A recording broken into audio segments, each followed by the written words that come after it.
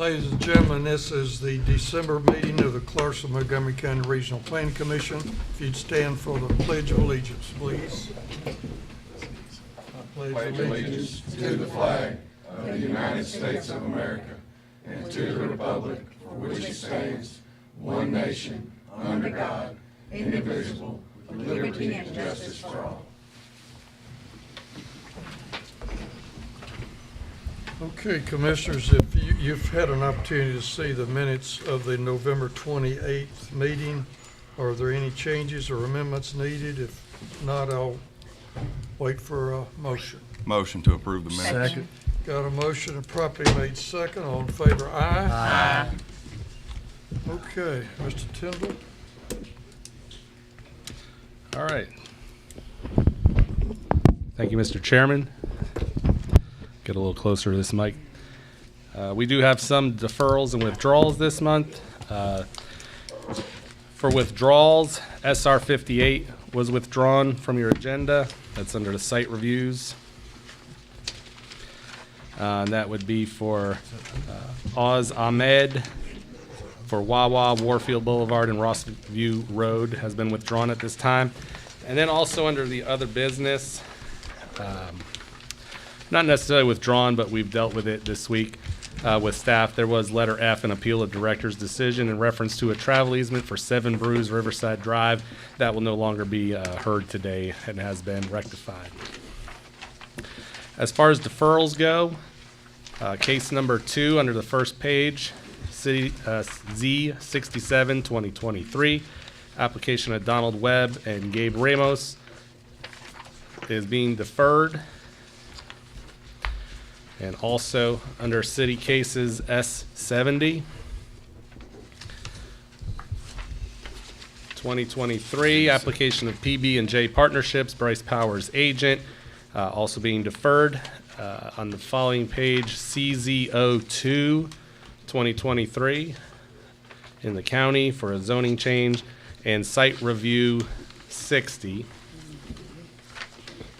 Second to last page. Application of Haruko Brown, Atlas Coffee, also being deferred. I will need a motion on the 4 deferrals, please. Make a motion. Go ahead. Go ahead. Properly second. Got a motion and properly made second. All in favor, aye? Aye. All opposed, like sign? Okay.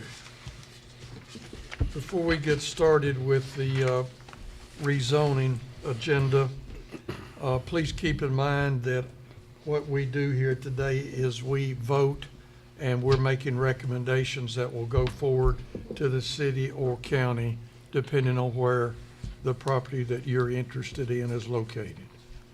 So if you want to follow through and follow a case, if you get a copy of the agenda, and there are some extras up here, it's got dates and times of the city council meetings and the county commission meetings. Now, keep in mind, the city requires 2 votes for something to get approved. The county commission only requires 1 vote. So keep that in mind. It's more important to make that 1 voting session in the county, for example, because that's it. It won't be reconsidered again after it's voted on. We have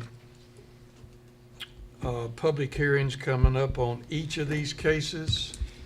We will listen up to 3 people in favor, 3 minutes apiece for each of these rezonings. We allow up to 3 people who are against the rezoning. And then there will be an opportunity for the applicant to have a rebuttal if there was opposition to his rezoning request. So, but again, these are recommendations only. There is another step that's required, so keep that in mind and make sure you take that home if you do want to follow that through its normal process. Mr. Tyndall. Thank you, Mr. Chairman. Mr. Spain-Howard is not feeling the best this afternoon, so I'll take over the zoning cases for today.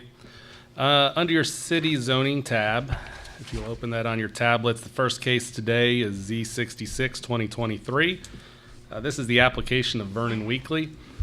It's .78 acres, currently zoned O1 and requesting to go to C5 Highway and Arterial Commercial District.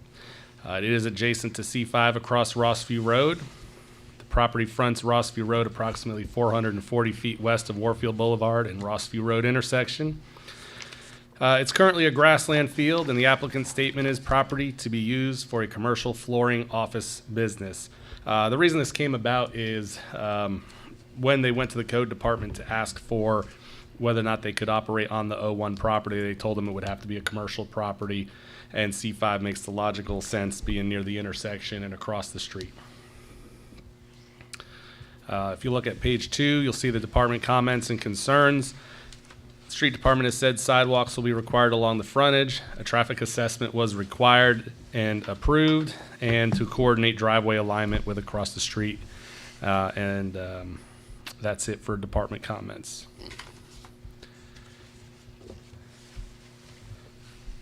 Under page 3, staff does recommend approval. The proposed zoning request is consistent with the land use plan. The proposed C5 Highway and Arterial District is located at a signalized intersection and a node of commercial activity, and is in character with the development pattern of the area. Adequate infrastructure serves the site. No adverse environmental issues were identified with this request. Page 4 is the wide-angle view. Page 5 is the zoomed-in view of this property. You can see it will share the driveway with the corner store that's out there. And page 6 is the zoning map of the area. As of 4:30 last night, we received no public comments relative to this request. I'll be happy to answer any questions. Okay, we're in public hearing for case number Z66, 2023, applicant being Vernon Weekly. Is anyone here who'd like to speak in favor? Commissioners, I'm Vernon Weekly, 4740 Highway 41A South. I get to be your leadoff batter today. I like that. I'll be glad to answer any questions if you have any. Thank you. Okay, is anyone else here who'd like to speak in favor of Z66? Anyone in favor? All right, any opposition to case number Z66? Okay, seeing none, we're out of the public hearing, back into regular session, Commissioners. Make a motion for approval as the proposed zoning request is consistent with the adopted land use plan. Second.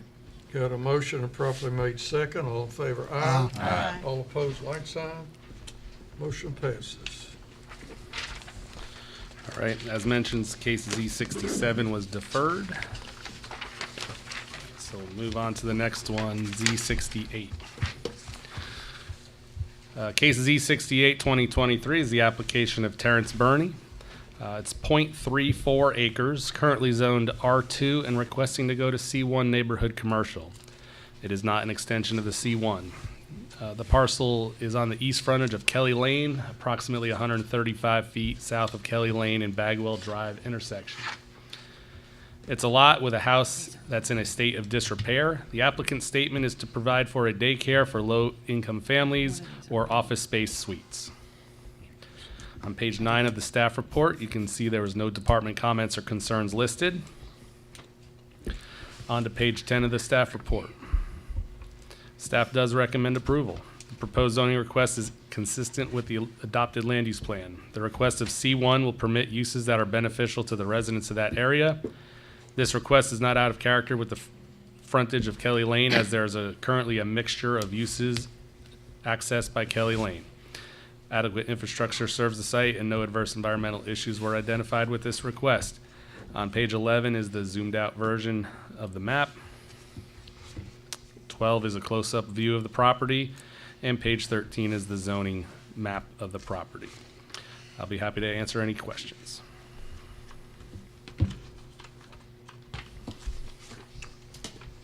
Okay, ladies and gentlemen, we're now in public hearing for Z68, 2023. Terrence Burney is the applicant. Anyone here would like to come forward and speak in favor of this request? Okay. Anyone here who'd like to speak against this rezoning request? Seeing no one interested, no one is against this, I'm sorry. We're back into regular session. Motion for approval is a request to C1 neighborhood commercial will permit uses that are beneficial to the residents that are in the area. Second. Got a motion properly made second. All in favor, aye. Aye. All opposed, like sign. Motion passes. Just for the record, and I forgot to mention, no public comment as of 4:30 last night on that last one. Next case is Z69 2023, application of Terrence Burney as well. This time it's 0.47 acres, currently zoned M2 and requesting to go to R4 multifamily. It is an extension of the R4. The property is on the east frontage of North Ford Street, approximately 160 feet north of the southern terminus of Ford Street. It's a former single-family home site, and the applicant's statement is to extend the multifamily zoning for a more appropriate use and provide workforce housing. On page 16, the street department said a grading permit would likely be required, and you can see the comment about the school capacities listed there. On page 17, the historical estimates would put this at 5 units. Staff does recommend approval. The proposed request is consistent with the land use plan. The proposed R4 multifamily residential district is an extension of the established R4 multifamily residential district to the north, south, and west. And the parcel has little or no development potential under its current M2 general industrial classification. Staff does recommend approval. On page 18, you can see the location view of the property. On page 19, a closer up view. And on page 20, you can see the zoning map. For record, the R4 parcel directly south of this was rezoned in the past 2 years by City Council. As of 4:30 last night, no public comments or emails were sent on this application. Happy to answer any questions. Okay, we're in public hearing again, this being case Z69 2023, Terrence Burney, same individual who had the last application. Anyone here would like to speak on behalf of this application? Okay, anyone who would like to speak against? Mr. Chair, you had somebody stand up in sorry. the back. Yes, I would like to speak. Oh, hold on. I'm sorry, ma'am, we did, he was a little slow getting up, but I'll give you an opportunity in just a moment. How you guys doing? Good. I'm Terrence Burney. I was wanting to build some affordable homes back there, so people can be able to afford to live somewhere. So that's what I'm doing there in the area. Mr. Burney, why don't you give us your address, just, I live at 2077 Sunday Silence Drive, Greenbrier, Tennessee.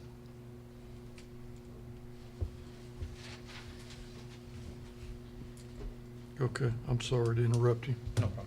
Okay. That's all I wanted. Any questions? I'm more than welcome to answer.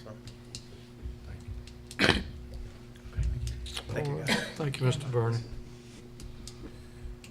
Okay, now, if we do have someone who'd like to speak against, Yes, I would. It's a quiet neighborhood and. I'm sorry, your name and Oh, address. my name is Teresa Russell. I live at 2087 North Ford Street, just around the corner from where you're proposing to build the new apartments. When there's an apartment complex right next to it. When those apartments were built, we had trouble with the people that first came in doing donuts and burnouts right there in the cul-de-sac. They like to go fast up and down that road. It's a 20-mile-an-hour speed zone. We have young children living on that road, and we don't want people coming in and out of there fast. People who move in there, it's 90-degree turns on that road. We're concerned about the kids living on that road and the animals. And for the people that live there, we like to want to keep it quiet. We're worried more about the kids than anything. And we don't want trouble with, more trouble with the police that we've had there.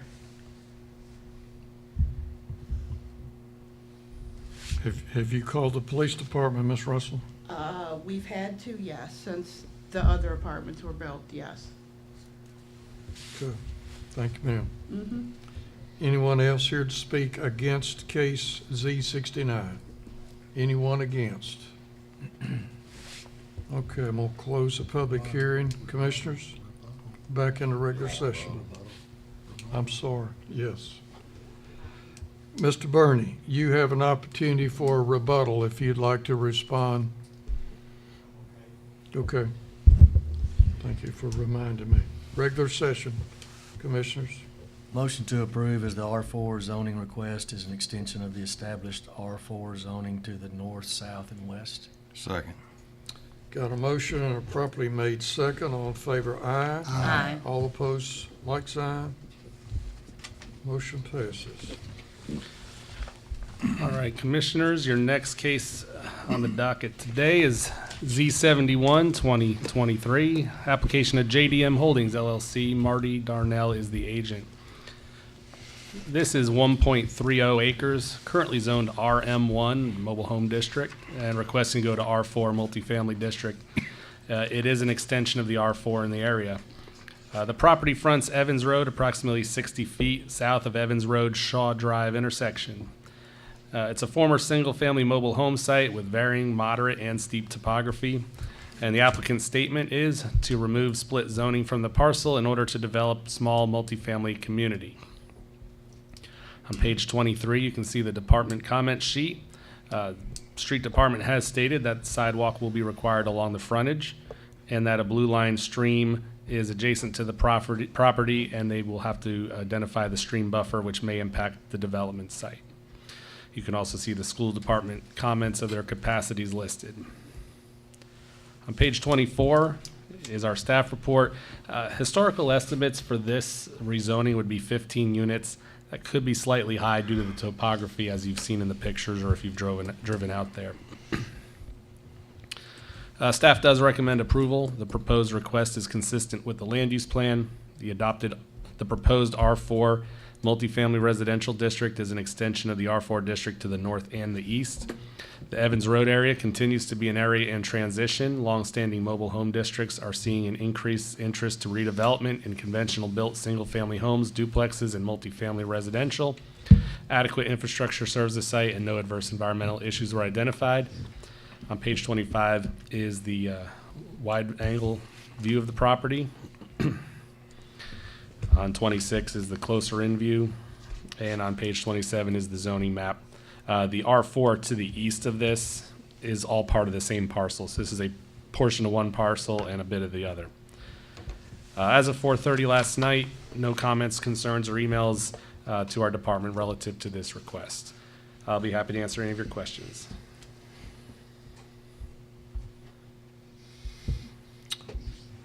Okay, we're back into public hearing, this one being for case Z71 2023. Anyone here who would like to speak in favor of that application?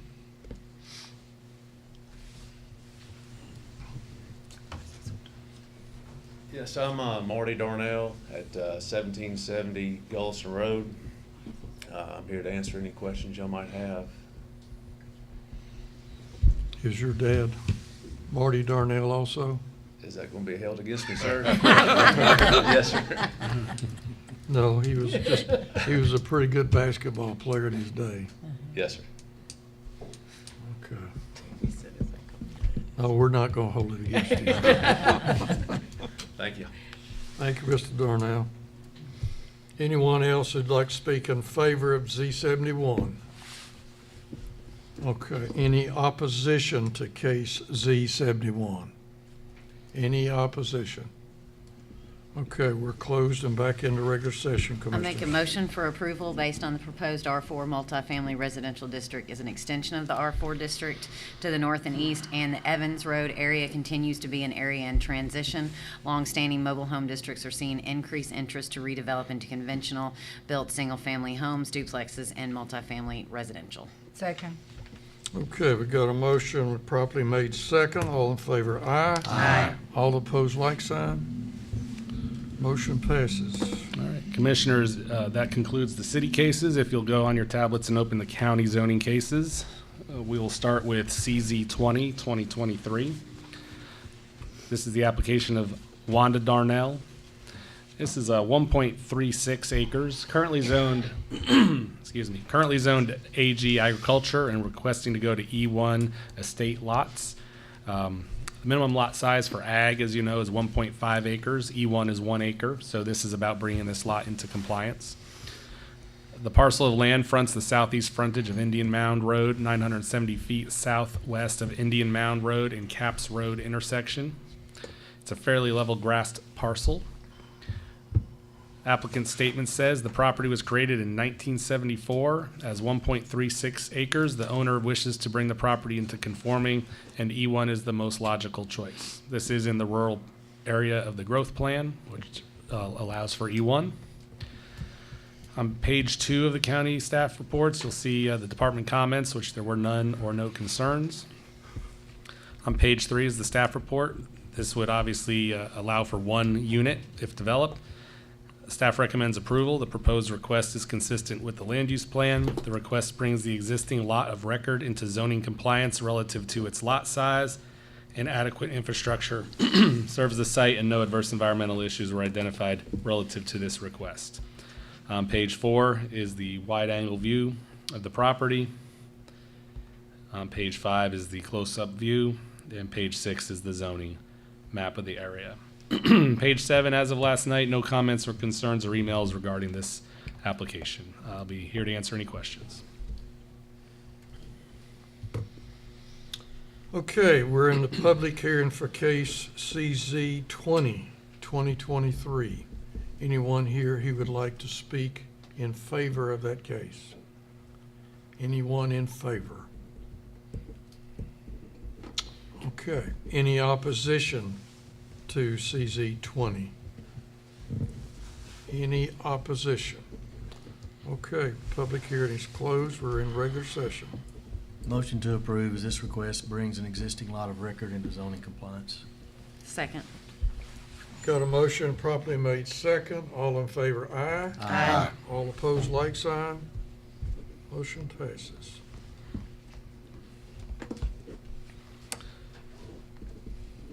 All right, next case up on the county zoning cases is CZ 21-2023, application of Carolyn Jackson. This property is currently zoned AG agriculture and it's requesting to go to R1, single-family residential. It is an extension of the zoning classification to the north and to the south. It's a tract of land located at the southern terminus of Ireland Way, also south of Dover Road off Liberty Church Road. It's a grassland with rolling hills and tree line, and the applicant's statement is to develop the property into a single-family subdivision, being an extension of the current subdivision being developed to the north. This is in the planned growth area of the county, which would allow for R1. On page 9, you'll see the staff department comments. The Woodlawn Utility District said when the water line upgrade is completed on York Road, water will be available. To further expand on that, they've said that would be approximately 6 months, so well within being done before even site preparation starts out on this property. County code said sinkholes were on site and may impact the development. They'll be addressed during subdivision phase. And then hidden at the very bottom there, didn't copy well, Stan Williams from our MPO Transportation Planning. A portion of the western boundary of the zoning request appears to be within the future SR 374 right-of-way. The request does reduce, what he's saying is he would like them to reduce the request to stay out of the area. So what we did is we reached out to TDOT. There is no necessary meets and bounds where the future right-of-way goes through here, so we would be off if we were to guess at this.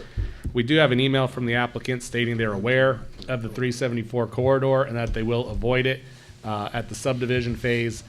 TDOT typically will not comment on zoning cases, but when it gets to the subdivision phase, I think we'll be able to nail them down to get a more detailed right-of-way idea for this property when it does come in for development. So though we typically don't like to zone areas that are under development, 95% of this property is outside of the future right-of-way, and we think we can work through that with the developer's acknowledgement via the email that on subdivision we'll keep it out of the right-of-way. On page 10, historical estimates would put this at 85 units. Staff does recommend approval. The proposed zoning request is consistent with the land use plan and the growth plan as mentioned. The requested R1 single-family residential zoning district is an extension of the R1 to the north and to the south. The proposed district is in character with the surrounding development pattern. The western border of the property appears to be within the future 374 right-of-way. At present time, there is not a meets and bounds description available to establish the proposed right-of-way. An engineer for the future development has stated that they will avoid creating lots within the future right-of-way. And adequate infrastructure will serve the site, and no adverse environmental issues were identified relative to this request. On page 11, you can see the wide-angle view. On page 12 is the close-up view where it touches Ireland Way. And on page 13, the zoning map, I think that's where you'll see the corridor to the north that's unzoned is the current right-of-way that the state already possesses, and somewhere in this property that will continue. So you can see where that line may be. As of 4:30 last night, no comments, concerns, or emails to us relative to this request, and I'll be happy to answer any questions.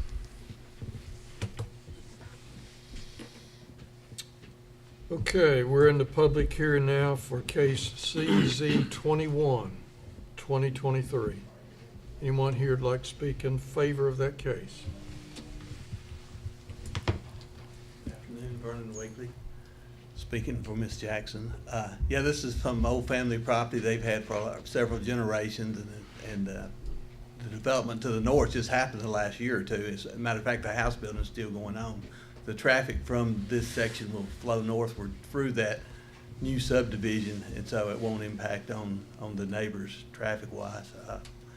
We're aware of the extension of warfare one of these days, 101st, whatever you want. And we were going to avoid that area when we get to the subdivision phase for sure. Hopefully this will push TDOT forward, and maybe we'll get that next section going. You think you'll still be engineering then? I don't think so. Not at the rate it's been moving. Be glad to answer any questions.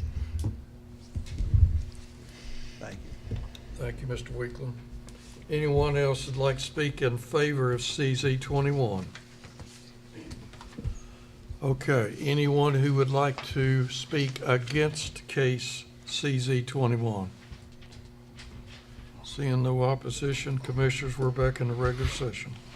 Motion for approval as it's consistent with the adopted land use plan. Second. Got a motion properly made second. All in favor, aye. Aye. All opposed, like sign. Motion passes. All right, commissioners, that brings us up to our last county zoning case today, CZ 22, 2023, application of Arnold Giebers, is that how we said? Okay. And Dale Brown is the agent. This is, and the staff report's been updated for County Commission. It's 1.09 acres. It says 0.91 on your staff report. It is 1.09 acres. Currently zoned R3 and requesting to go to O1 office district. It is not an extension of the zoning classification. It's a portion of a tract fronting the northeast frontage of State Route 76, approximately 1,000 feet north of Highway 76 and North Woodson Road.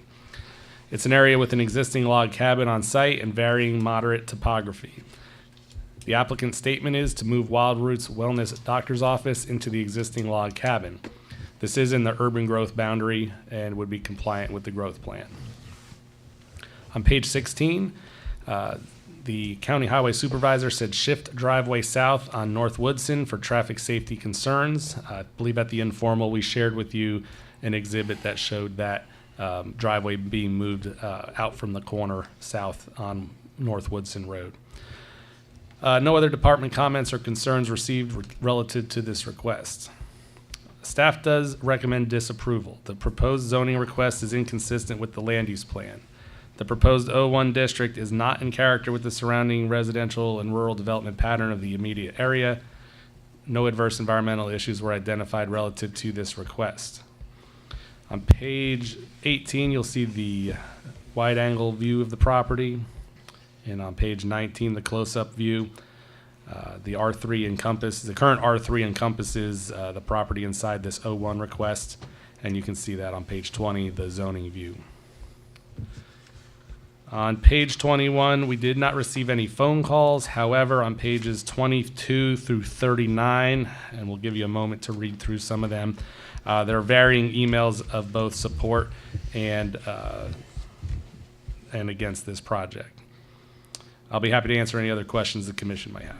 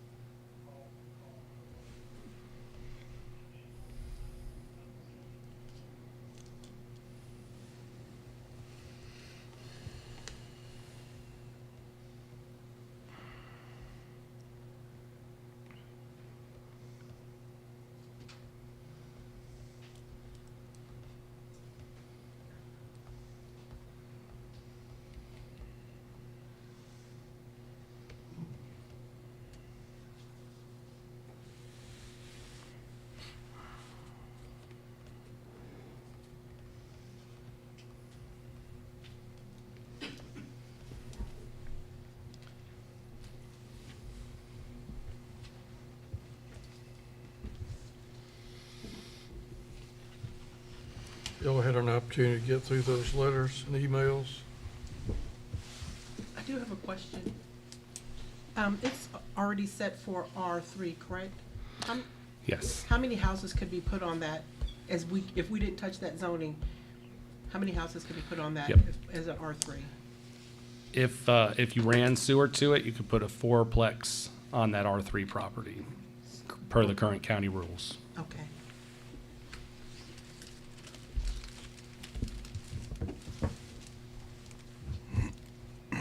Thank you. Commissioners, any other questions? Okay, we're now in public hearing for case CZ 22-2023. Arnold Giebers is the application. Agent is Dale Brown. Does anyone here like to speak in favor of this rezoning application?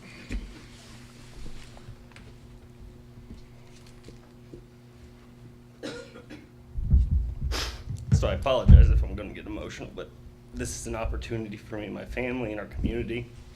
This is something that we truly have had dreams about. I mean, I wouldn't say like visions, but I mean, as small as believing that I wanted a clinic within a log cabin, something an old feel to it. You know, so when we looked at this property, we knew it was residential, but we wanted it because we want to preserve the natural environment. I believe the reason my clinic is called Wild Roots Wellness is because evidence and science really does show that a natural environment is healing for both mind, body, and spirit. So we want to provide that to our family, to our community. go through some things you already mentioned, that the logistics of moving the driveway, that's something we would do immediately to, for safety for our own patients. We'll do that before we even open our doors at that location if we were given the opportunity. We're going to use the existing structure. That's our only plan, is to move my clinic where it is right now, which is on Wilmer Rudolph. It's right next to a late night bar, and we've had to walk in our parking lot. We treat families, a lot of children. We found syringes and different things in the parking lot. My kids can come, they can be there with dad. They make friends with our other patients. We want a place where the kids could potentially go out in the yard and the surrounding little environment with the trees and things like that, and be able to make friendships, make relationships. There's a back porch on the place that we want mothers to be able to sit, maybe have coffee or tea, and watch their kids play and talk about the like-minded things that we have in common in terms of our health goals and things like that. We want to be able to build walking paths in the surrounding environment, so that our patients could have the ability to get exercise in immediately following their adjustments and treatments and consults and things like that. Several other things here. I have community relationships is huge to us. Right now, it's like we go in, we can't find anything like this for running a doctor's office, and it seems like in Clarksville it's a concrete desert oftentimes, where we have parking lots, strip centers, and that's it. So it's not conducive to that type of environment. We want those walking paths. We want to build benches, places for people to rest and just enjoy creation that God's given us. We believe there's just things that could really be beneficial for them. We want to support small groups. I think this environment of this home, this house, this structure could do that in the environment. There's a small kitchen inside. Given it's a home, we want to teach cooking and nutrition classes. I've always said too, there's a little round table inside of that kitchen area, and I've always said with my patients that are sometimes upwards of 60, 70 years old, they'll come in and they'll just sit in my waiting room or in my exercise therapy room, and they'll just chit chat, and I've got to be like, hey, who's getting adjusted next? And we've joked for a long time that we need a round table and people to just make those friendships and relationships. So it's that's what we see in that property, what we could provide. We're going to preserve this environment like it is. Walking paths, all those things. Jokingly, I said I wanted to build a log cabin for us to live in, but my wife wouldn't let me. So if I could work in one, it'd be much appreciated. I gotta draw you to a close. All right. We've hit our 3 minutes, so if you would give us your name and address. Dale Brown. My address is 1771 Boyd Reinhardt Road here in Clarksville, Tennessee. Okay, thank you, Mr. Brown. You're welcome. Sir, mine's not so much as a question as that I do just want to tell you, I appreciate everything that you're looking to do. I will tell you, just for me, I don't know how anybody else is going to be. I have to vote no, only because of the fact that I have to look long range, and by changing the zoning on that property, it could affect what came after you, so to speak. But I do wish you, if this does go through, I wish you the absolute best of success, and I thank you for what you're trying to do. Thank you. Okay, do we have anyone else here who'd like to speak in favor of CZ 22? Anyone in favor? Okay, do we have anyone here who is in opposition to case CZ 22? Seeing none, I'll close the public hearing, Commissioners. I'd just like to open a little discussion to what Commissioner Streetman shared. I agree with you completely on us having to look forward. I think the risk is much lower here in the fact that we're only looking at a little over an acre on this large tract, and if that is always in office, then I don't see there being a lot of risk for that. And we're not rezoning the entire tract from ag to O1, just a small portion for him to operate his office. So Just wanted to respond to that. And I appreciate that without a doubt. I'm honestly a little bit torn on this. I'm just trying to actually be consistent with myself on it, but I'm not respect in that. any way trying to encourage anybody else's vote one way or another. It's, like I said, torn myself, just trying to stick with what I've said on other cases. I respect that. And I would point out kind of what Commissioner Guzman said, it's not even going from ag, it's going from R3. Right. So you're keeping it from being overdeveloped by going to O1, because R3 would allow for a fourplex where the O1 is going to allow an office building and nothing more. I So also think, and R3, with the possibility of more people. I've been to Dr. Dale's practice, and his hours are kind of odd, and his clients are very friendly. I've seen them, and Mine are too. and it's in and out, and if they're moving the driveway away from the intersection, I think that would be an improvement, not a fix to the intersection. We know the state needs to do that, but I think it would be an improvement to that intersection to get the driveway away from it. I've seen some crazy wrecks and worked some at that intersection before. I would be consistent that it's not gonna allow overdevelopment of the R3 side of it if we change it to an O1. I think it's worth noting that if it was developed into an R3 development, the structure that's there would have to be demolished, which is a historic structure, and would certainly change the area some. So I guess with that, we're in public hearing, right? Or are we? I don't know if you ever closed. I don't know that I ever Okay, asked okay. for anybody. I thought I No one was moved. against it, so no rebuttal. Yeah, the public hearing's over. All right. Well, it's time for a motion. I move for approval, based on it being a low-risk endeavor for the commission, and that we've got a commitment that it's going to remain intact as it is now. Second. We got a motion and a second to approve CZ 22-2023. All in favor, aye. Aye. Let's have a hand count. Okay. We don't, the motion passes.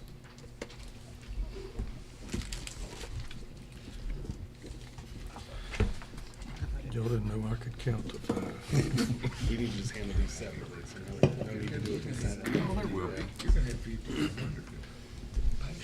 Each, since there's only two and one's getting pulled, we just have to hear both of them say today. So we'll just do this old school way. No consent agenda on this subdivision. And why is that? He wants a public hearing. Oh, okay. I don't really need that. Okay. The Yep. first one, So S80. we'll just have to do them all then. Okay. Okay. All right. Commissioners, if you'll open the subdivision tab on your tablets today. We only have two cases, and one has already been requested to be pulled from the agenda for discussion by the applicant, so we'll hear them independently like normal there. Mr. Parker, if you'll just read S80 into the record, and we'll have to have our public hearing on that. Okay, thank you, Mr. Tyndall. Good afternoon, Commissioners. Our first subdivision case this month is case number S80, 2023. The applicant is Bruce Carden. It's for preliminary plat approval of Dogwood Landing. It was previously called Dogwood Hills. It's 1.52 acres plus or minus. The present zoning is R3, and 15 lots are proposed. Property is located east of and adjacent to Dogwood Trail and west of adjacent to Evans Road. This is in the city, and the staff recommendation is to defer for 30 days. The reasoning for that is due to the property being located within the path of the recent tornadoes. Department comments are listed below. Point out that the street department indicated sidewalks are required along the road frontage, and gas and water indicated to extend the 6-inch water main to the end of the cul-de-sac. On page 3 of your packets, you'll see the aerial overview of the site. Page 4 is the tornado path that's shown, and page 5, you'll see the proposed preliminary plat. I will hand out an email from the applicant and a letter from the owner of the property that we received. Didn't have time to get in the packets, but if you want a moment to go over those, and I know the applicant has requested a chance to speak to this, so we will need a public hearing. Thank you.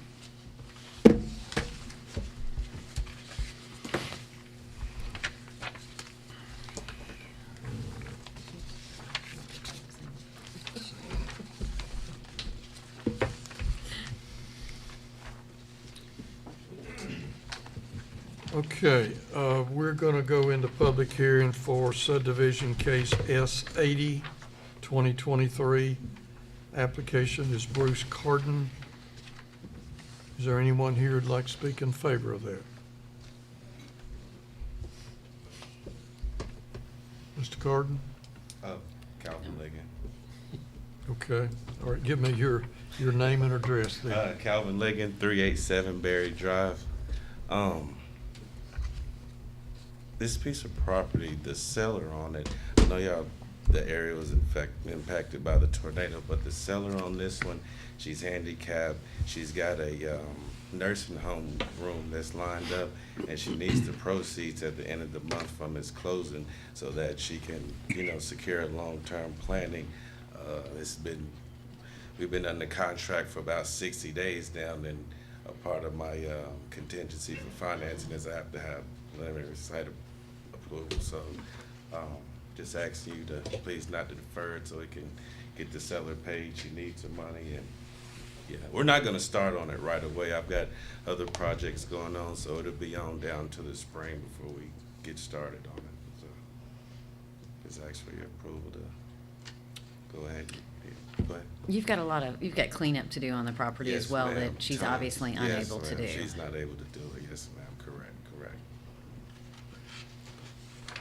So this change would allow the sale to go forward? is Correct, what on the you're saying? 28th. Yes, sir. Okay. Correct. Okay, Mr. Ligon, thank you. Or is there anything else you need to add? No, sir. Y'all got any questions for me? I just have one for the staff. What is the reason that we're recommending deferral? Sure. Because of the Path of tornado. Yeah, and maybe I'll save that for when we're at a public hearing, but, Okay. yeah, I'll definitely answer that question. Okay. Thank you, Mr. Ligon. Is there anyone else that'd like to speak on S 80 in favor?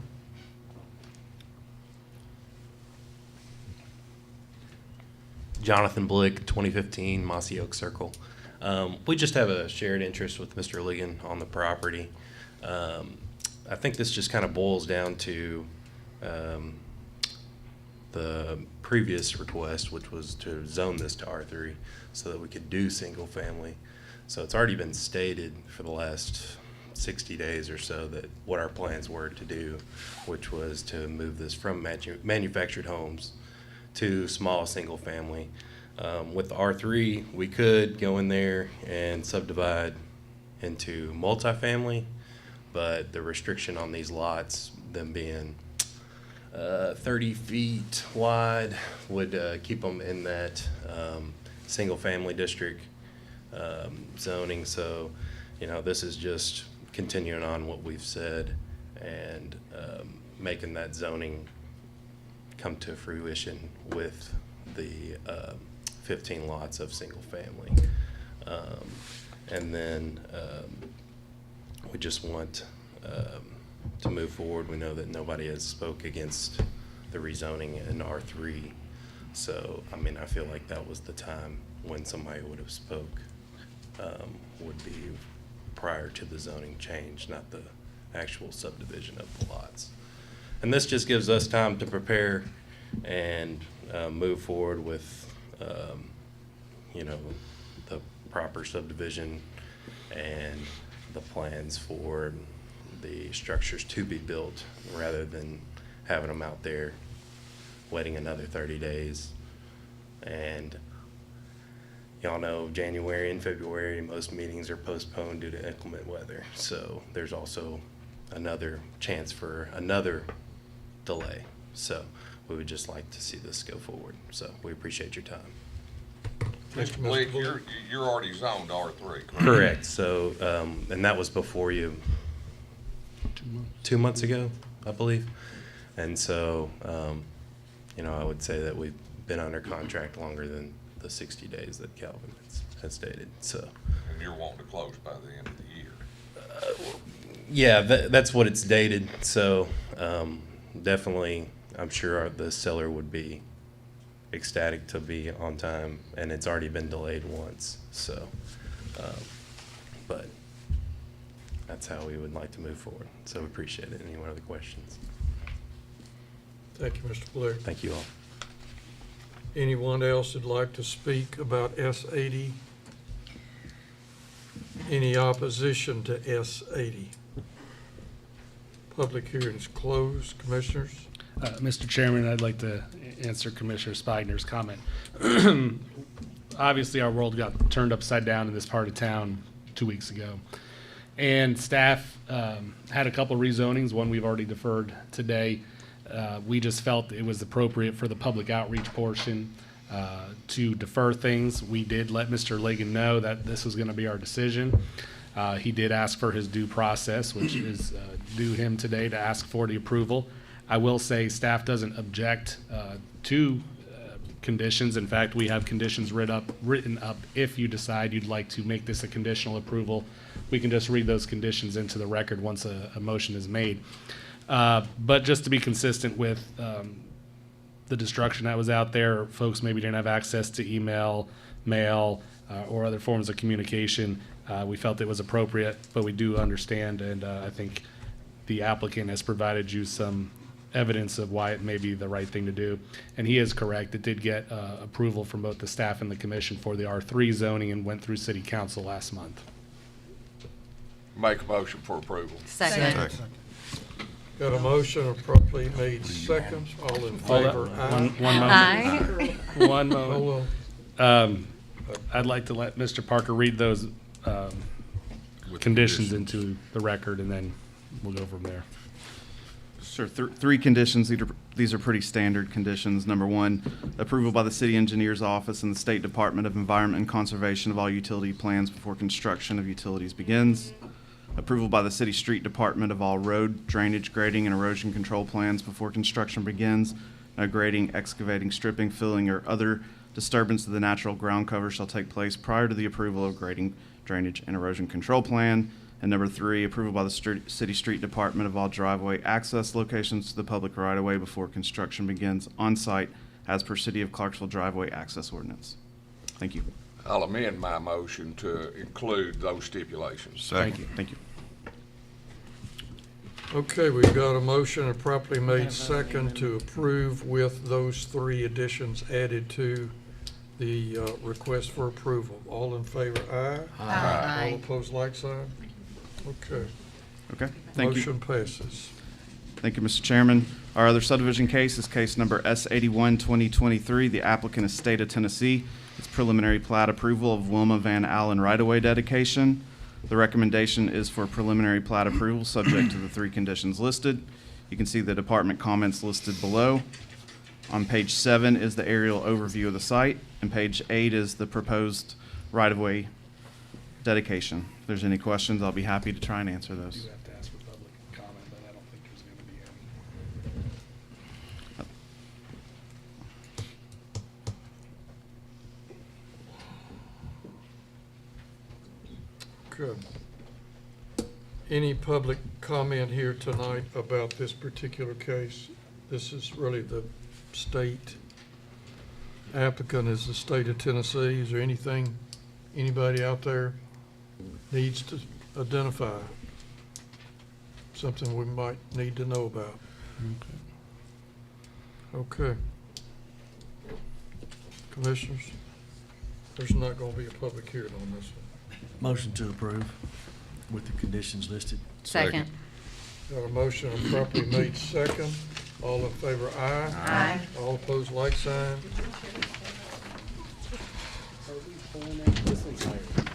Well, I just don't want to see.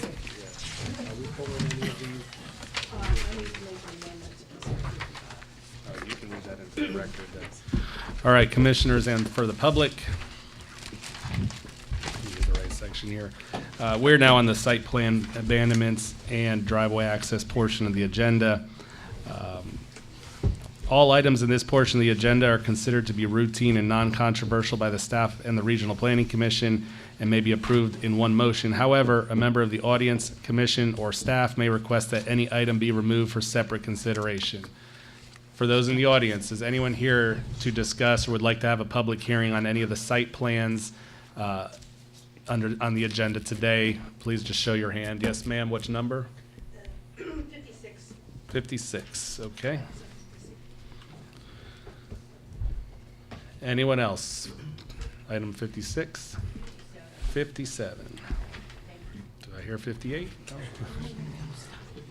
56 as well? Yep, we'll pull those two for independent consideration.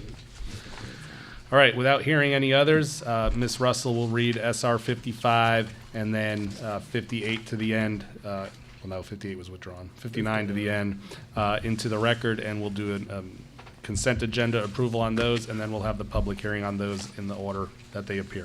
I do have an amendment for SR-55-2023. Condition 3 will be removed since the city street department, we don't need the traffic engineer's approval. So it'd be condition 1, approval of utility plans, 2, approval of grading drainage, approval from TVA, and approval of landscape plan. So just get a little closer. Let's see here. SR 59. SR-58-2023, Wawa on Warfield, nope, that was withdrawn. 59. SR-59-2023, Wawa at Tylertown in Trenton. We recommend approval with the conditions listed.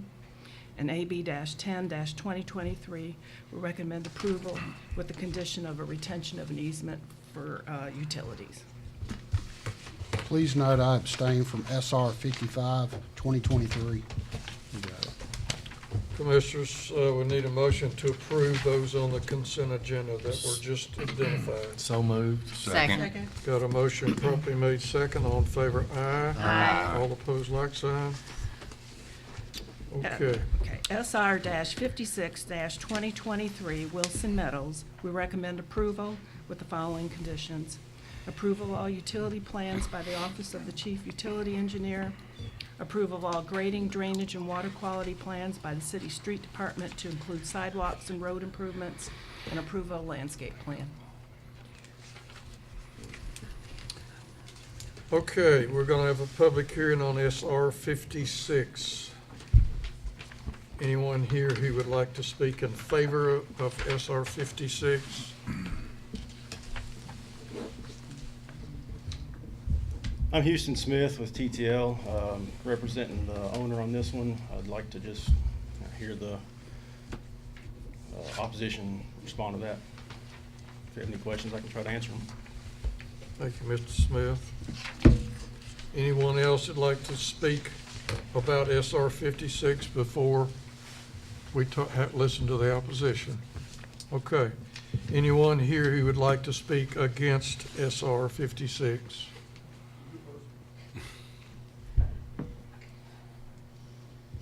Name and address, please, ma'am. My name is Dee Wagner, and I live at 266 Bellshire Drive. And my concern is that the easement for the water drainage is already pretty much over capacity. And I'm just wondering how the runoff for putting in this amount of cement is going to affect that area, because it already encroaches into our yard for that runoff. And that's what I'm concerned about. I'd like to find out what the plan is for that, because the easement that I look at here is not going to be bigger on the access on the back way in, and it would completely run into where it's always over capacity. I mean, not that it doesn't, it overflows, and it does not.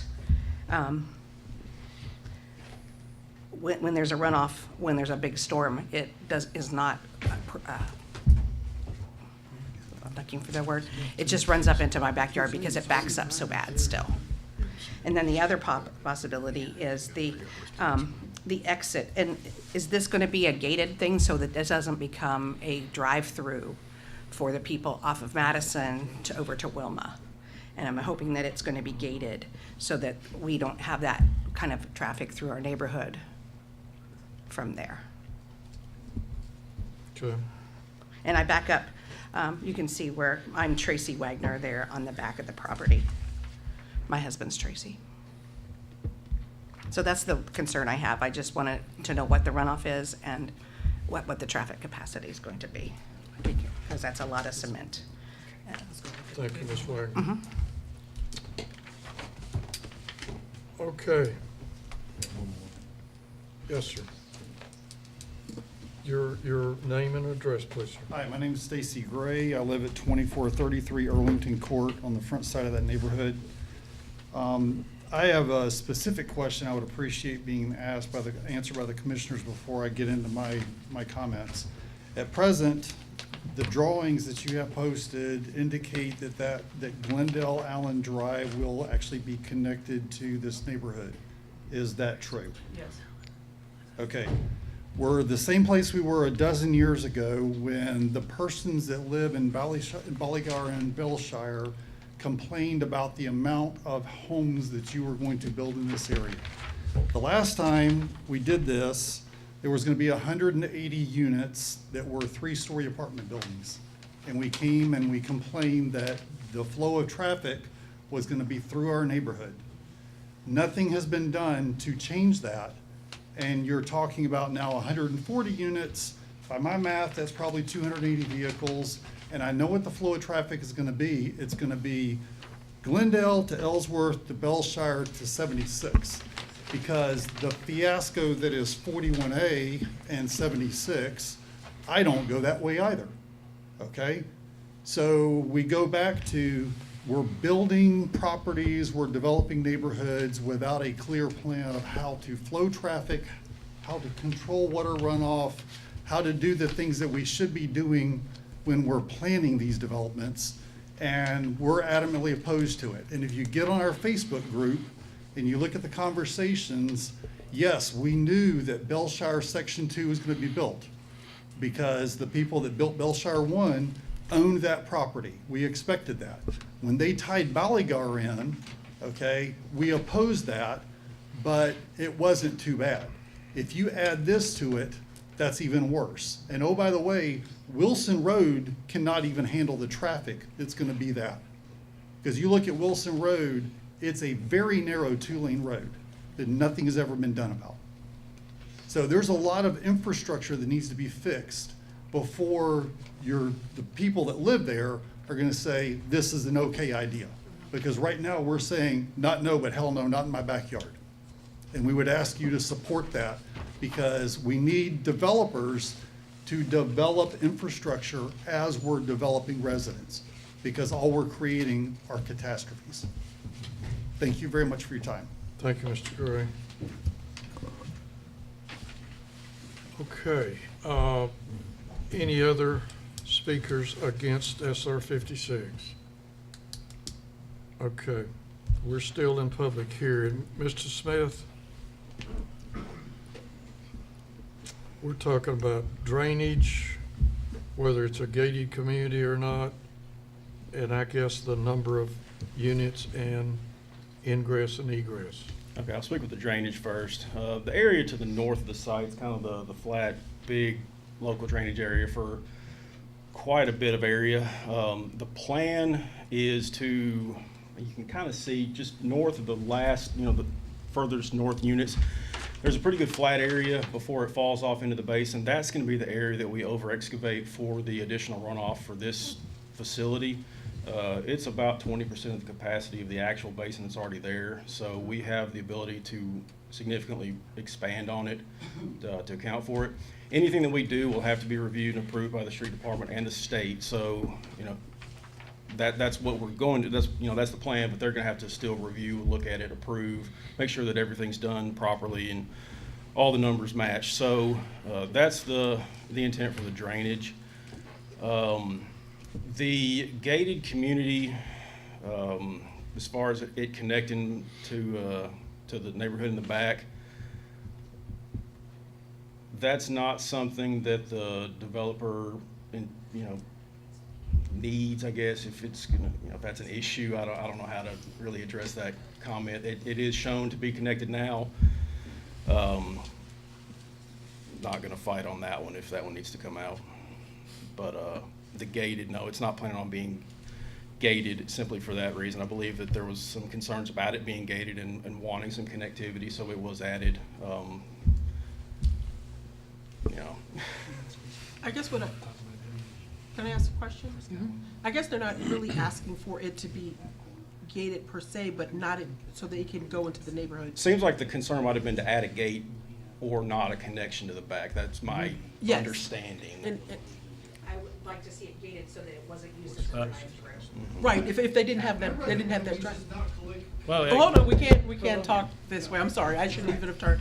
But what I was understanding is that road that's right there, if that wasn't connected, that would probably alleviate Yes. some of the things that, I think that they were concerned in asking. That's my understanding of the concern. I'll talk about that. And that connection is likely required, not by That your- was not.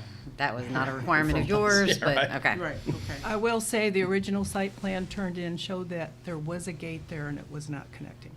Okay, I will say the original plan turned in at the time of submission. okay, Thank you. I will clarify that on the website, that was the plan for a while. okay. Mr. Smith, on back to drainage for a second. So you're enlarging the regional detention that's there and increasing that capacity. We're looking at a really small, unreadable document here on our iPads, but do I see a couple of ponds? There are a few wetlands on the site, kind of the open areas that we haven't touched. Those are not going to be able to be expanded for any stormwater. They're going to remain natural. They're not retention? No. The one all the way to the north is the only one that we can touch. Okay, The other ones will be protected by the state. got you. I see the wetlands, okay. Couldn't see that on our drawings. I don't have any further questions. Okay. Was it a public safety issue to have the connectivity back to, Ellsworth? That was a request of the departments, yes.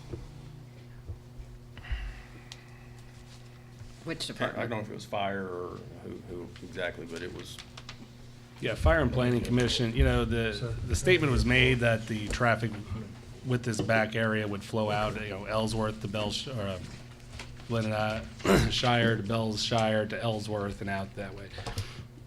With it gated, it's still gonna flow out to Wilson Road to 41A to Ballygar to Ellsworth, so it just, is gonna cut down on, the traffic will be there just because it's in the area, whether or not it's directly tied to the back or not. It originally came in with a gate. Fire Department and Planning Commission staff asked Houston prior to resubmitting revisions last week that they remove the gate, and they've complied, so.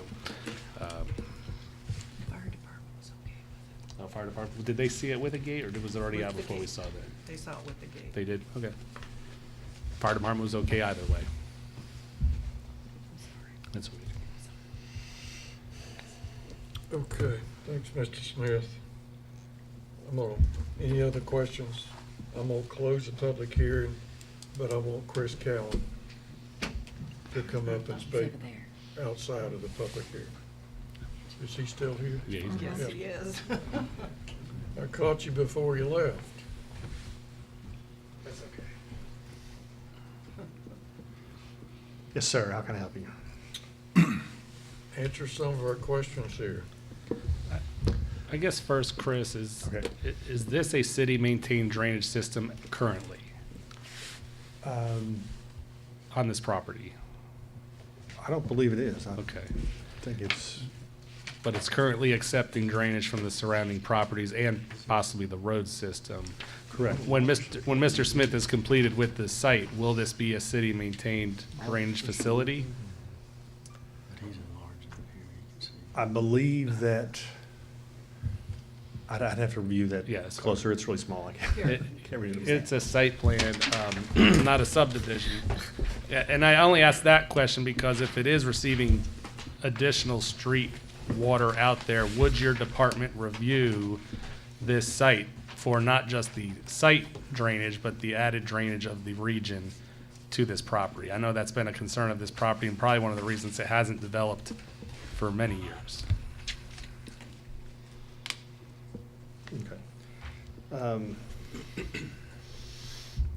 So with our review of their grading drainage plan, that hasn't been submitted yet, but we would currently, we would actively look into that and verify that we're not providing any additional drainage to any of the surrounding properties through here, not giving any more water than what they currently take, that it doesn't go any faster than what it does currently. If that takes detention ponds, if that takes some other retention, we will certainly require that.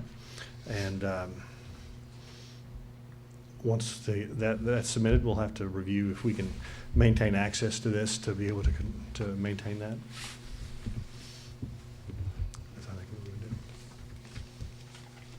I don't know if that answers your question enough. I got one more question. It's not public safety, but because I'm real slow and I don't hear things very well. Did I understand that he submitted a site plan with a gate to Innsworth? To Glen Glen Allen. Glendon Allen Drive. It's this one, that Yes, little sir. stub. Little stub. Let's see. Yes, there was a gate. And public safety was okay with the gate? Yes, sir. And the street department was Okay with it? okay with the gate? Yes, sir. They didn't have a comment on We it. didn't have a comment on that. In general, connectivity is a good thing. I understand It that. improves safety in Understand. terms of emergency services being able to get in and out. Gotcha. People to have multiple ways out should an accident Sure. occur. Exactly.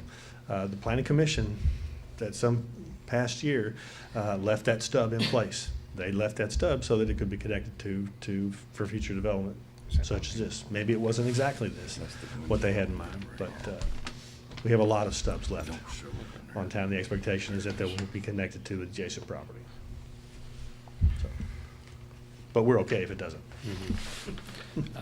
And for the record, just east of this property, Chase Drive has a stub to an R5 property that's being developed very similarly, and that's also connected to Chase Drive without a gate. So it's something that in this area has been done in the past.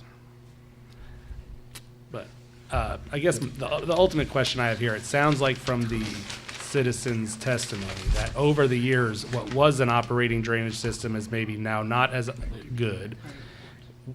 If you review this plan, are you just going to take the current condition or say, wow, the current condition isn't what it was supposed to be?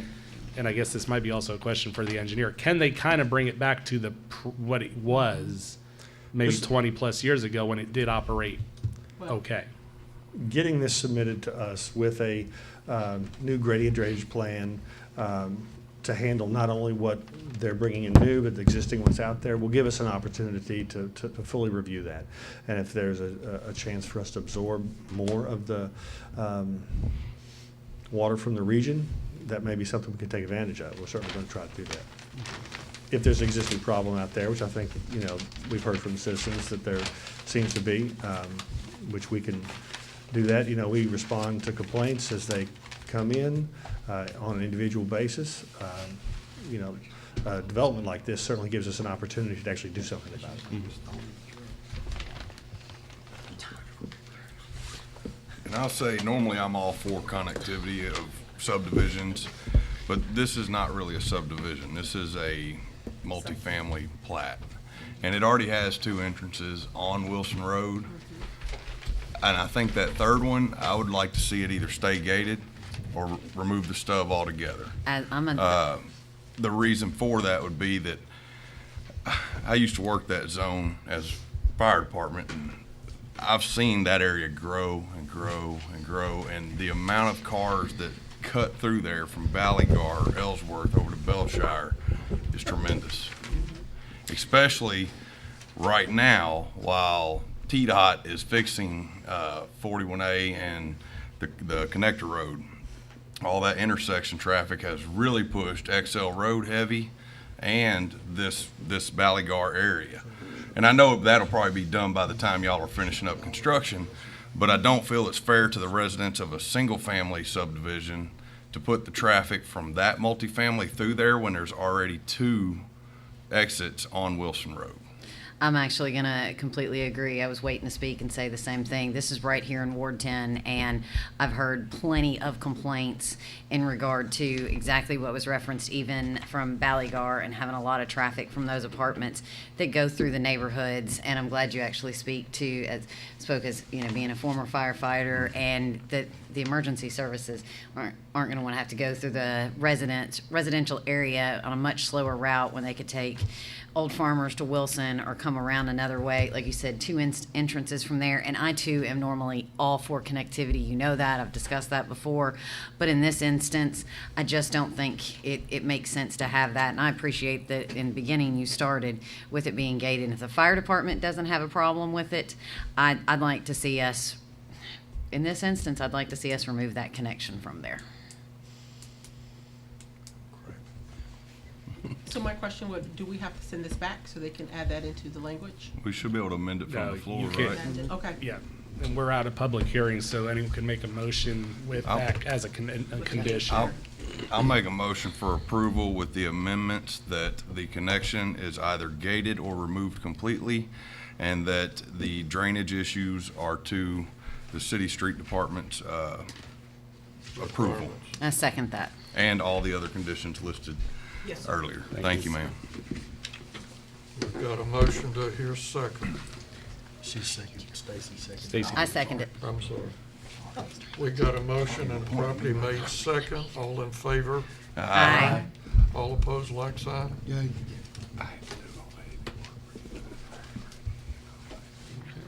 Okay, the next case that was pulled was SR-57-2023, 1546 Madison Street site.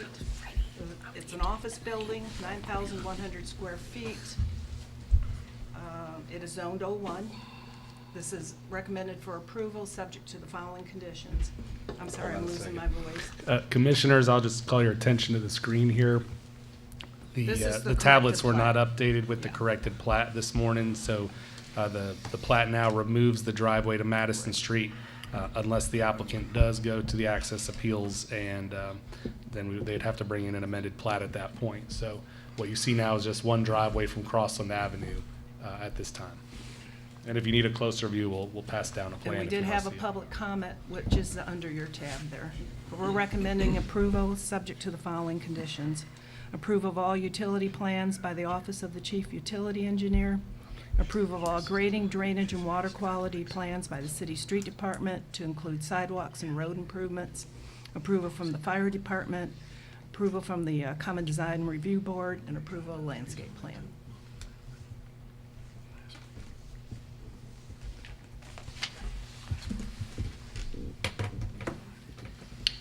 Okay, we're in public hearing for case SR 57, 2023. Robert W. Wheeler is the applicant. Is there anyone here to speak in favor? Houston Smith, again, representing the owner. Again, I'd like to just listen to the opposition and respond to that. If you have any other questions, I can try to answer them now, though. I have a question. How many office spaces are actually going to be in here? So far, one. It's going to be one large That, I office? mean, that's the intent right now. It's going to be one. He's got a user that wants the whole thing. You know how it goes, but that, right now, he's got one. For the entire place? Okay. All right, thank you. Mr. Smith, I have a question.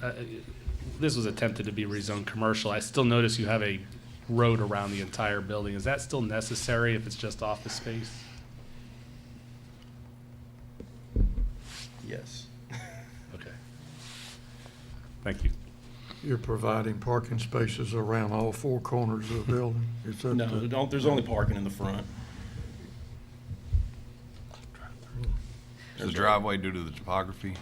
Yes, yeah, it's going to be significantly lower than Crossland. Why would the road still be necessary around it? Drive-through? He can't do a drive-through in an office, or maybe there's some uses Unless they that he could. rezone I'm not- again at some point. Yeah, I'm not real sure what there Future. could be, but that's, Keeping the options that's open. what they're wanting. With various options, are there going to be enough parking spaces? Yes. Even if it were to go back forward again and be commercial? It would have to Ms. have- Russell, but if they've got- if it was divided into like a multi-tenant building, they probably are a little short on parking. No, not for an office use. No, but if it was multi-tenant commercial. It's, well, then. Yeah, it would be the short. parking Short. Would be That. short for commercial, but not for office. If it was to get rezoned, go through the whole process again. We would see it It again. would have to be Building codes or you know, something would make sure enough parking was put in place. fixed. Okay. They're supposed to. What's the zoning now? Oh, one. Oh, one. So you'd have to, well, This was recommended last month for disapproval for the C2, and the city council did not approve it, so they continued with a slightly amended plan under the 01 that's out there.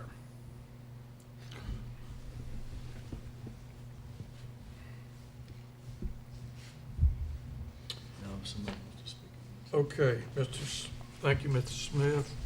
All right, anyone here who is opposed to SR 57? Yes, ma'am.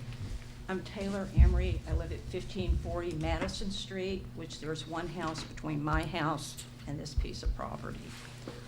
On the same side of Madison Street is this piece of property from Crossland Avenue going east. It's only residential homes until you get to Neil Tarpley Parchment and funeral home, and then from that point on, it's commercial. Now, there is one little snippet right there on the corner of Crossland Avenue that is zoned commercial, and that's because of the billboards that I think they were grandfathered in. On the opposite side, from Tanglewood going westward, there's a small park, then there's an insurance company and a hairdresser on the same lot. And from that point on until the old Meadow Motel, there's only houses and a church. All of the commercial area seems to be on the east end, on the west end, down where Kroger's and Liberty Parkway and everything enters into that. It appears, and I like your question, a 9,100 square foot office building appears a little large, especially compared to the ones across the street. And so I don't quite understand that. I don't understand the driveway circling the property. I don't understand the connection to Crossland because there's never been a connection to Crossland in that particular area of Madison Street. Also, I don't know if you've looked at the property, but it's an unusual piece of property because Crossland is here and Madison is here. It's a rather steep piece of property. There's also a TVA tower on one side, and then there's a steep ravine on the other that when you deemed it 01, it has an environmental impact because that ravine drains all the way to the river.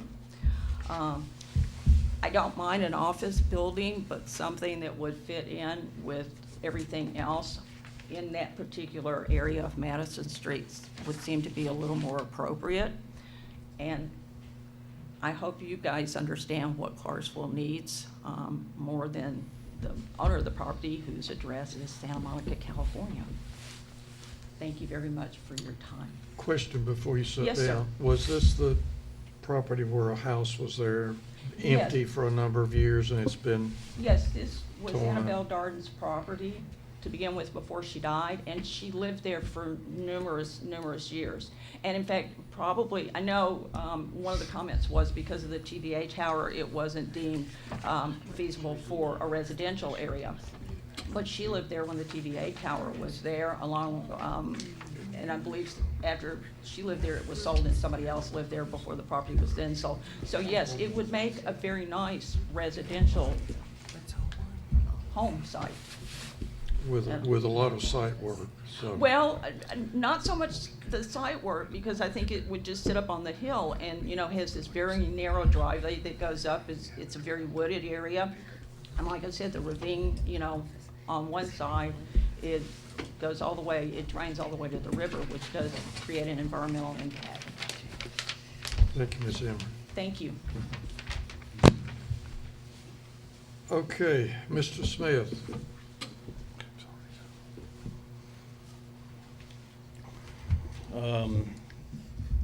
Not sure what all to respond to exactly. The access onto Crossland is there specifically because this is a double frontage lot. Street department access ordinance requires access to the smaller roads, so it's only allowed access to Crossland. the developer would like an access to Madison and is going to pursue access appeal to try to get one, but as of right now, this is the only one that is allowed, and it still does function. We had to do some looking at the site distance, so where it's at on the property is kind of the low point on Crossing. If you drove by it, it kind of dips down and comes back up. This is the only point on Crossing where we can get an access and still maintain safe distances and everything. And then as far as the use, it's going to be looked at by building and codes when they get their CO to get, to make sure that it falls within the matrix of anything that's allowed in the O1 zoning. So they're aware of what's allowed and that the user that they have falls into it. So we feel that we have a plan that falls within the zoning and meets all the codes. Did I miss anything? I got one quick question, Houston. Are y'all, I can't tell by the topography here, but are y'all gonna build a flat pad and then just build a single-story building, or will it have multi-levels, or? A single-story pad. Okay. So you're gonna kind of drive down the hill into the flat area. It's gonna be closer to the elevation of, closer to Madison, still a little bit above, but significantly below Crossland. I see. Thanks.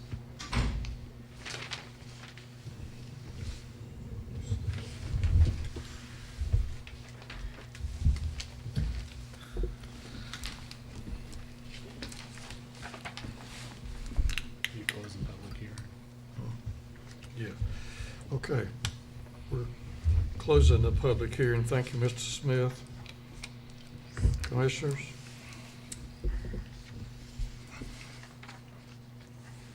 I make a motion for approval.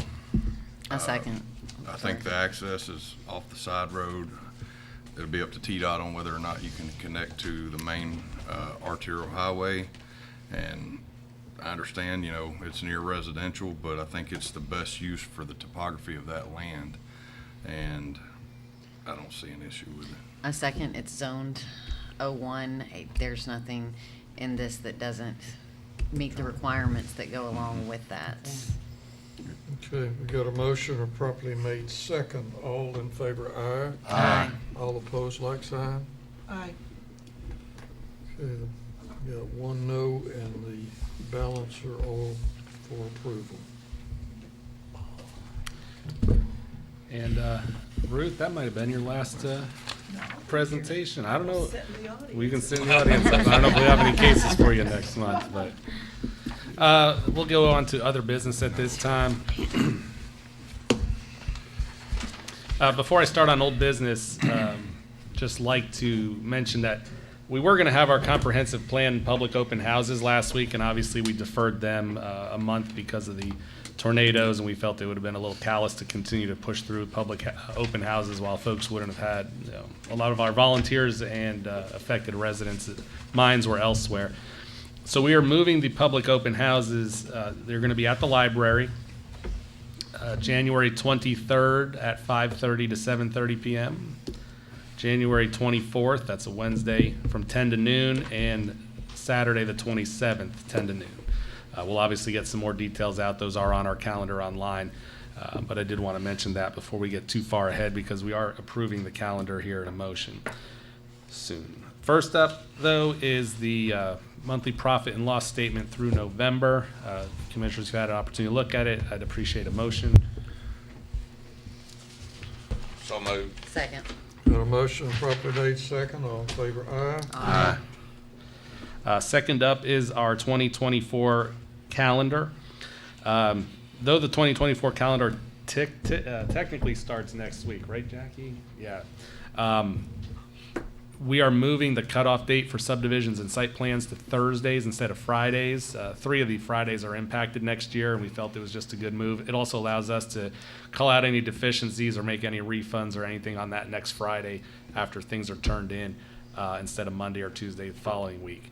That said, next week, we realize Thursday we will also be open Friday in case there's any folks this first month that didn't get the memo that it is, but we'll make sure that everyone sees. We'll have something on the glass and tell people as they're dropping off that starting in January, it'll be that Thursday. So just need a motion on the calendar, Commissioners. Motion to approve. Second. Got a motion properly made second. All in favor, aye. Aye.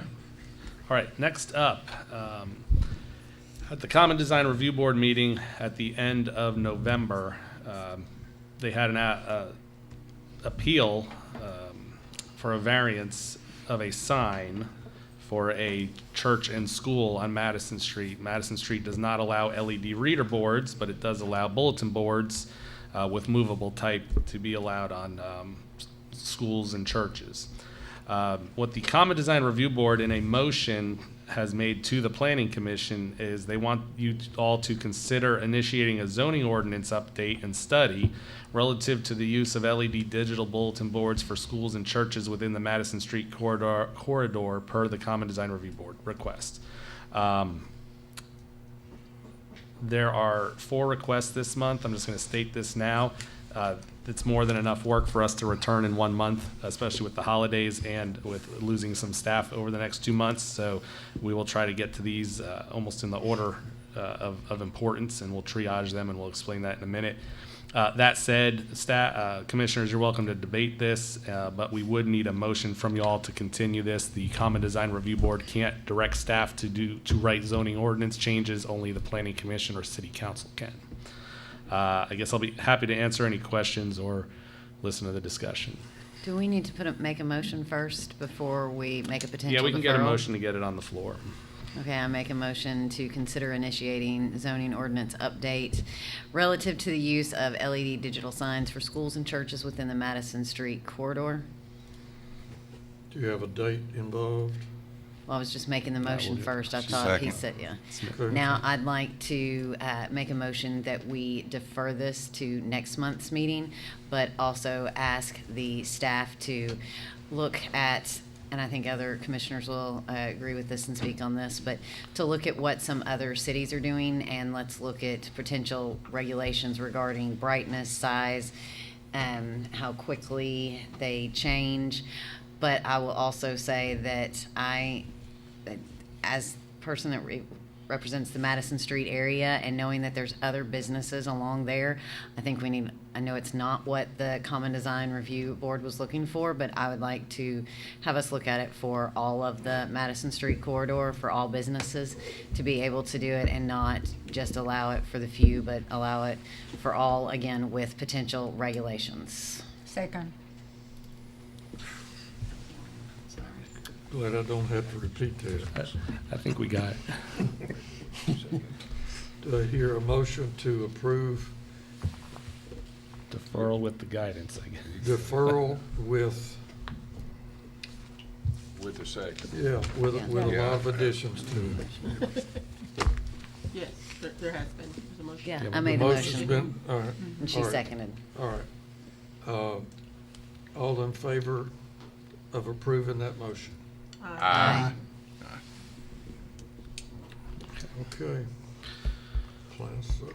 All right, next up is the plan of service, record 5th annexation this year. We do have a slide up here, Daniel, if you want to put it up, for A5 2023. This is for the public safety buildings along International Boulevard, just north of the Ajero building out there. Obviously, because it was the police, fire, and EMS building, public safety was okay with this. The police department said they could handle this one. The only outstanding issue, it will cost CDE quite a bit of money to run the lines up International Boulevard, but believes that this gets the city public safety services inside the city limits, which is a good thing. So we do need to hold a public hearing, though, per state statute on a plan of service, Mr. Chairman. Sorry. Okay, we'll have a public hearing on the plan of service.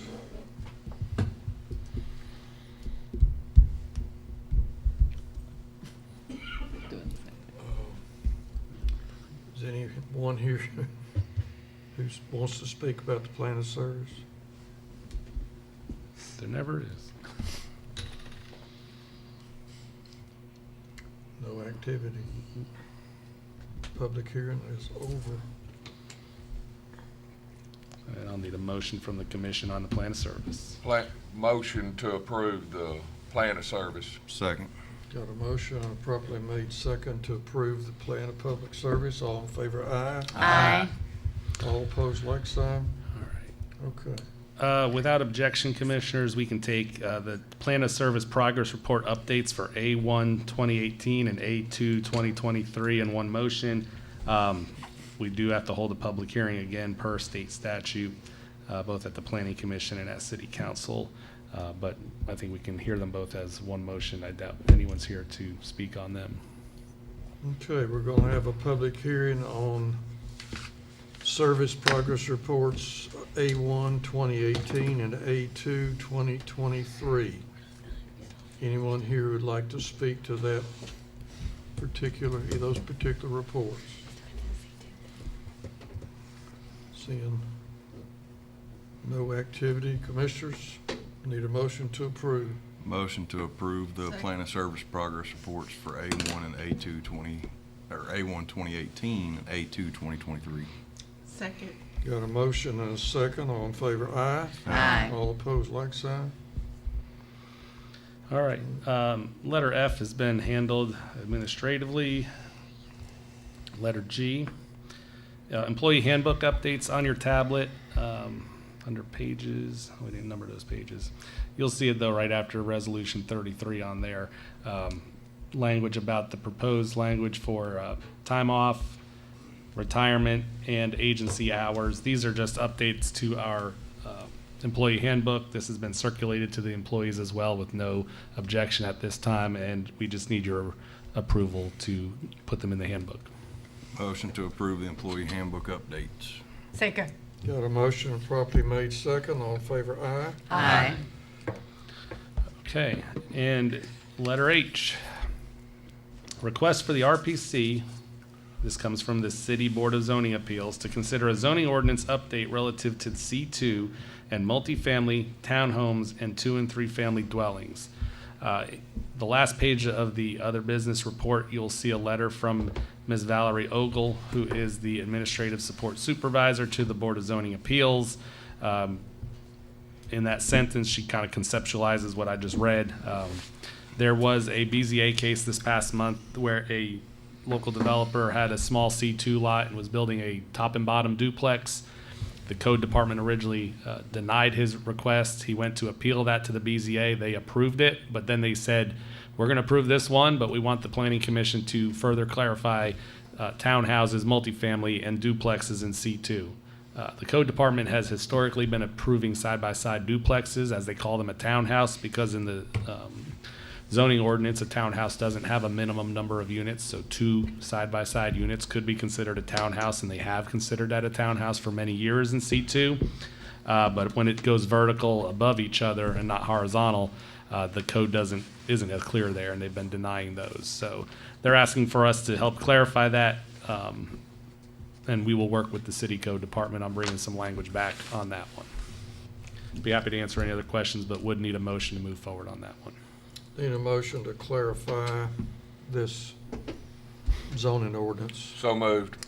Second. Got a motion properly made second. All in favor, aye. Hold on. Wait, discussion. I would like us to discuss this one just a little bit, because I do have concerns with if rewriting this is adding the potential for more residential opportunities to C2, which is obviously supposed to be commercial. And I know many of us on this commission, both current and former members, have had concerns with the fact that we have a lot of C2 requests that are for entirely residential. So if we are going to look at making any type of zoning ordinance update to C2, I think what should be considered is putting an actual multi-use requirement in there. If there's going to be residential, there must be a commercial component to it as well, versus adding more residential opportunities to it. So noted. Yep, we've got that noted. Any other discussions? Okay. So noted. Thank you. Item I. Oh, no, we got a motion a second. That was discussion. We haven't voted yet. It No, was we haven't. discussion. I didn't know we had a motion. I made a motion. Yeah, I got Kimbrough, Streetman. Got a motion Second. properly made Yep. second. All in favor, aye. Aye. Okay. Opposed. And the last two, I'll take I and J together without objection. Due to the devastation of the tornadoes in the Evans Road and Britton Springs Road area, planning staff has done some work to look at this area, and there's a lot of incompatibilities going on with the mobile homes that are out there and the other lot sizes and a bunch of stuff. So what we want to do is to try to make it easier on the redevelopment efforts. The very easiest thing we can do at the first moment is to allow single-family homes to be rebuilt, even in what we would historically have called mobile home districts. It would give the folks the opportunity to make that decision, working with their insurance companies. And I would hate to see someone have to spend $1,500 and wait 3 months to go through a rezoning that would probably pass anyway. So I think that's one thing we can do to speed it up. We're going to look at lot sizes because there's sewer opportunities out there. I think the object is to let folks get the most out of their property without overbuilding the area. So you also have some old R4 that we need to look at what the sizes and potential of that is. But these two ordinances, one for the city and one for the county, because the line kind of zigzags throughout there, are really intended with freeing up the opportunities so that folks can get back on their feet quicker out there. So appreciate a motion to get rolling. I make a on those two. motion. Second. Second. Got a motion properly made second. All in favor, aye. Aye. All opposed, like sign. And then today is also a sad day. Like I mentioned, Ms. Russell may have had her last site plan review process. Our planner, Sarah, it's her last day tomorrow. It's also the last day for two of our commissioners here. They both came on practically at the same time. I think Tom beats you by just a few months there, but one of our city representatives and one of our county representatives, it's their last meetings today. So Maria Jimenez and Tom Spigner, I just want to say I appreciate both your time on this board for about 4 years. You know, it's not an easy board. You both brought good perspective and good discussion when we've had an opportunity. And personally, I'm sad to see both of you go. And please don't be strangers. We're here and hope to hear from you in the future. Thanks. So we got these signed resolutions for from the rest of your colleagues here.